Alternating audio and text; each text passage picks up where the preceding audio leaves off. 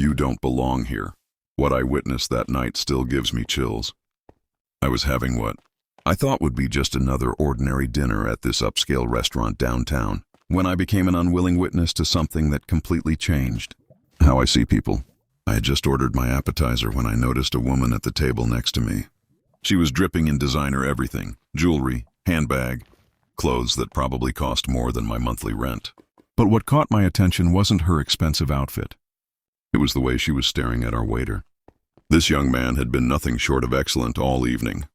Polite, attentive, clearly knew his stuff about the menu. He seemed genuinely passionate about the food he was describing. But this woman, she looked at him like he was something she'd scrape off her shoe. When he approached her table to take her order, she didn't even let him speak. "Excuse me," she said, her voice dripping with disdain, "but I think there's been some kind of mistake here." The waiter looked confused. "I'm sorry, ma'am, is there something wrong with your table?" "The problem," she said, loud enough that half the restaurant could hear, "is you. You clearly don't belong in a place like this."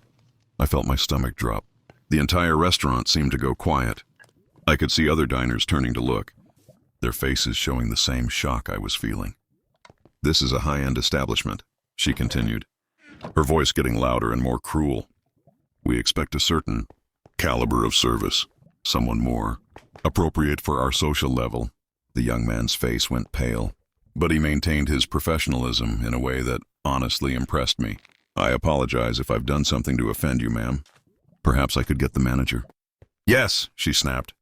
"Get someone who understands how places like this are supposed to work."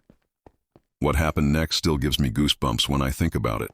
The manager did come over, but instead of apologizing to the woman, he walked straight up to the waiter with the biggest smile I'd ever seen.